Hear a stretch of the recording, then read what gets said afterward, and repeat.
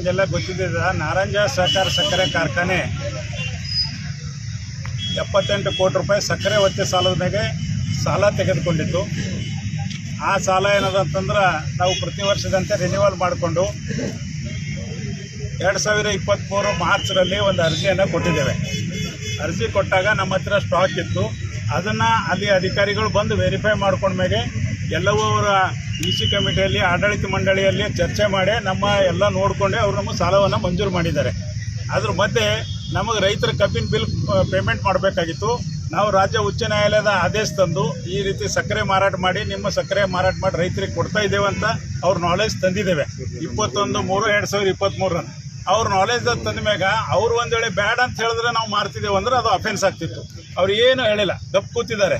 ಮತ್ತು ಅವ್ರ ಬ್ಯಾಂಕ್ ಮೂಲಕವೇ ನಾವು ರೈತರು ಪೇಮೆಂಟ್ ಮಾಡಿದ್ದೇವೆ. ದಿನನಿತ್ಯ ಏನು ಒಂದೇ ದಿನ 78 ಕೋಟಿ ಸಕ್ಕರೆ ಮಾರಿಲ್ಲ, ದಿನ 1 ಕೋಟಿ 2 ಕೋಟಿ ಸಕ್ಕರೆ ಮಾರಾಟ ಮಾಡಿದ್ದು ಅವರು ಬ್ಯಾಂಕ್ ಖಾತೆಯಲ್ಲೇ ಜಮಾ ಆಗಿದೆ. ಅವ್ರಿಗೆ ಒಂದು ವೇಳೆ ನಮ್ಮ ಸಕ್ಕರೆ ಮಾರಾಟ ಆಗ್ತಾಯಿದೆ, ಅದು ಬ್ಯಾಂಕ್ ಇದೆ, ಸುಮ್ಮನೆ ಇಲ್ಲ, ಒಂದೊಂದು ಸೆಕೆಂಡ್ ಅವ್ರು ನೋಡಬೇಕಾಗ್ತದೆ. ಮಾರಾಟ ಮಾಡ್ತಾ ಇದ್ದಾರೆ ಅಂತ ಗೊತ್ತಾದ್ರೆ ಅವ್ರು ಅವತ್ತೇ ಅಕೌಂಟ್ ಫ್ರೀಜ್ ಮಾಡಬೇಕಾಗಿತ್ತು. ಅವ್ರ ಹತ್ರನೇ ದುಡ್ಡಿತ್ತು, ಅವರು ನಮಗೆ ಉಪಯೋಗ ಮಾಡ್ಲಿಕ್ಕೆ ಅವಕಾಶ ಕೊಡಬಾರ್ದಾಗಿತ್ತು. ಎಲ್ಲವೂ ಗೊತ್ತಿದ್ದು ಮಾಡಿ ಈ ಕಡೆ ರೈತರದಾಗೂ ಬದಲಾಮಾಗಬಾರ್ದು. ರೈತರು ಪೇಮೆಂಟ್ ಮಾಡೋಸ್ತನ ಸುಮ್ಮ ಇರಬೇಕು. ರೈತರು ಪೇಮೆಂಟ್ ಆಗಿದ್ದ ಬಾದ DK ಸಿದ್ದರಾಮು ಮತ್ತು ಅವರ ಆಡಳಿತ ಮಂಡಳಿಯವ್ರ ಮ್ಯಾಗ ಕೇಸ್ ಮಾಡಿ ಜೈಲಿಗೆ ಹಾಕಬೇಕು ಅಂತ ಈಶ್ವರ್ ಖಂಡ್ರೆ ಅವರು ನೇರವಾಗಿ ಹುನ್ನಾರ ಮಾಡಿದ್ದಾರೆ. ಇದರಲ್ಲಿ ಬೇರೆ ಯಾವುದೇ ದುರುಪಯೋಗ ಆಗಿಲ್ಲ. 78 ಕೋಟಿ ಸಾಲ ದುರುಪಯೋಗ ಆಗಿಲ್ಲ. ಅಲ್ಲಿ ಸಾಲ ಆಗಿದೆ 55 ಕೋಟಿ ಮಾತ್ರ ನಾವು ಸಾಲ ತೊಗೊಂಡಿದ್ದೆವು. ಬಡ್ಡಿಗೆ ಬಡ್ಡಿ ಎಕ್ಸ್ಟ್ರಾ FRP ಕೊಟ್ಟ ಕಾರಣಕ್ಕಾಗಿ ಆ ಎಲ್ಲ ಕಾರಣಕ್ಕಾಗಿ 700 ಕೋಟಿ ರೂಪಾಯಿ ಸಾಲ ಆಗಿದೆ. ಯಾವ ಬ್ಯಾಂಕು ನಮಗೆ ಸಾಲ ಕೊಡ್ತಾ ಇಲ್ಲ. ಅದಕ್ಕೆ ಇದು ಸಕ್ಕರೆ ಮಾರಾಟ ಮಾಡಿ ನಾವೇನು ಬೇರೆಯವ್ರ ಥರ ಸರ್ಕಾರಕ್ಕೆ ರೊಕ್ಕ ಕೊಡ್ರಿ ಅಂತ ಕೇಳಕ್ಕೆ ಹೋಗಿಲ್ಲ. BSSK ಸರ್ಕಾರದಿಂದ ರೊಕ್ಕ ಕೇಳಕ್ಕೆ ಬಂದರು. ನಾವೇನು ಬೇರೆ ಯಾವ ತಪ್ಪುಗಳು ಮಾಡಿಲ್ಲ. ಅಲ್ಲೇ ಇರ್ತಕ್ಕಂಥ ಸಕ್ಕರೆ ಅವ್ರ ಗಮನಕ್ಕೆ ತಂದು ಅವ್ರ ಬ್ಯಾಂಕ್ ಮೂಲಕವೇ ಮಾಡಿ ರೈತರಿಗೆ ಕೊಟ್ಟಿನಿ. ಆ ರೈತರಿಗೆ ಪೇಮೆಂಟ್ ಕೊಟ್ಟಿದ್ದ ಒಂದು ಸಜಾ ಅಂತೇಳಿ ಇವತ್ತು ನನಗೆ ಜೈಲಿಗೆ ಹಾಕೋ ಪ್ರಯತ್ನ ನಡೆಸಿದ್ದಾರೆ.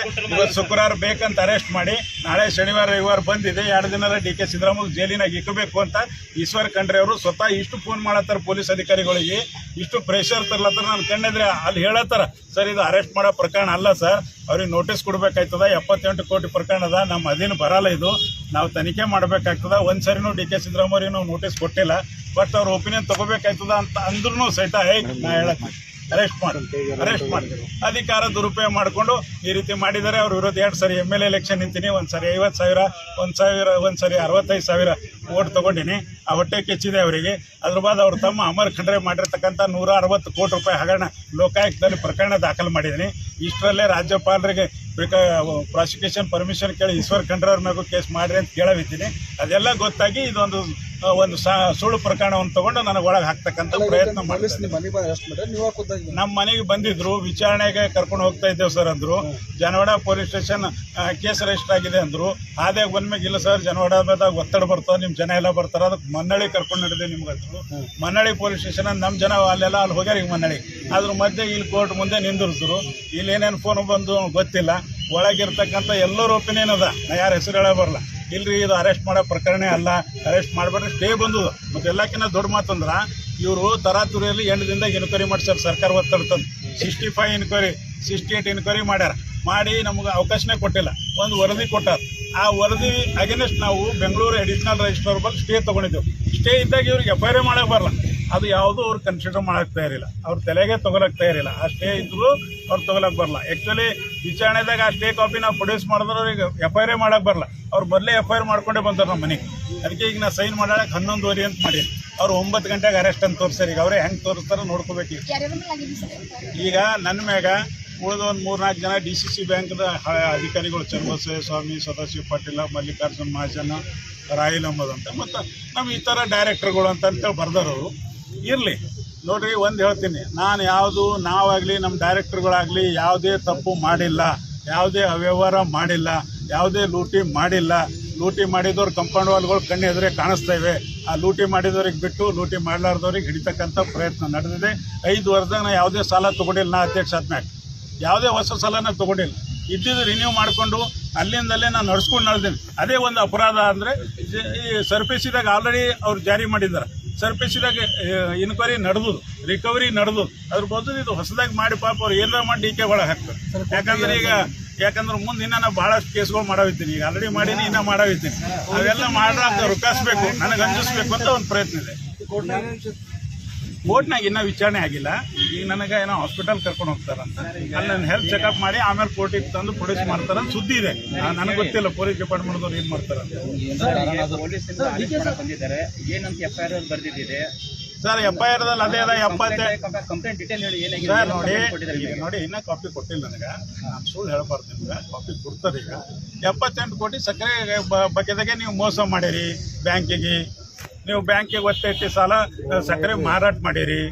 ಅದ್ರಾಗ ರೈತರು ಪೇಮೆಂಟ್ ಮಾಡಿರಿ ಅಂತ ಬರ್ದಿಲ್ಲ, ಬೇರೆಡೆ ವರ್ಗಾಯಿಸಿದ್ರಿ ಅಂತ ಬರ್ದಾರ. ಅಂದ್ರೆ ಜಡ್ಜ್ ಅವ್ರಿಗೆ ಅಲ್ಲಿ ಕನ್ಫ್ಯೂಸ್ ಮಾಡ್ಬೇಕು ಅಂತ. ರೈತರಿಗೆ ಕೊಟ್ಟರ ಅಂದ್ರೆ ಮತ್ತೆ ನಮ್ಮ ಫೇವರ್ ಆಯ್ತಲ್ಲ. ಅವ್ರು ಅಷ್ಟು ಮಟ್ಟಿಗೆ ಪ್ಲ್ಯಾನ್ಡ್ ಆಗಿ ಮಾಡಿದ್ದಾರೆ. ಪರವಾಗಿಲ್ಲ, ಎದುರಿಸೋಣ. ಅದಕ್ಕೆ ನನಗೂ ಇದೆ. ನಾನು ಮಾಜಿ ಸೈನಿಕನ ಮಗ ಇದ್ದೀನಿ. ಇವತ್ತಿನ ತನಕ ಯಾವ ಕ್ರಿಮಿನಲ್ ಆ್ಯಕ್ಟಿವಿಟಿಯಿಂದ ಪಾಲ್ಗೊಂಡಿಲ್ಲ ನಾನು. ಯಾವತ್ತೂ ನನ್ನ ಮೇಲೆ ಒಂದು ಕೇಸ್ ಇಲ್ಲ.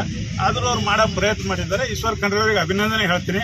ರಾತ್ರಿ 12 ಗಂಟೆ ಎಲ್ಲಿ ಕರೆದು ಯಾರು ಕಾಲು ಬಿದ್ದರೆ ಅನ್ನೋದು ಮುಂದಿನ ಸಂದರ್ಭದಲ್ಲಿ ನಾನು ಸ್ಪಷ್ಟಪಡಿಸ್ತೀನಿ. ಅನಿವಾರ್ಯ ಆಗುತ್ತೆ. ಮತ್ತು ಒಂದು ವೇಳೆ ನಾನು ಹೇಳುತ್ತೀನಿ, ನಾನೇನಾದರೂ ಸತ್ತರೆ ಈಶ್ವರ್ ಖಂಡ್ರೆ, ಅಮರ್ ಖಂಡ್ರೆ ಮತ್ತು ಆ CEO ಮಂಜುಳಾ 3 ಜನ ಕಾರಣ ಆಗ್ತಾರೆ. ನಾನು ಆಲ್ರೆಡಿ ಮೆಸೇಜ್ ಹಾಕಿನಿ. ಅದು ನಮ್ಮ ತಮ್ಮ ನಿಮ್ಗೆ ಎಲ್ಲರಿಗೂ ಮೆಸೇಜ್ ಫಾರ್ವರ್ಡ್ ಮಾಡ್ತಾರೆ.